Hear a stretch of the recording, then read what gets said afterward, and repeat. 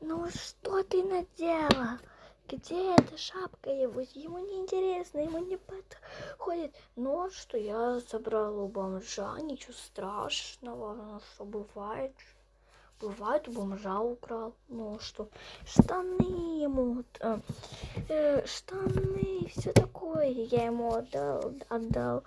Он мне все это отдал, я ему. Ну а что, вот, ну пахнет. Ну что с этого?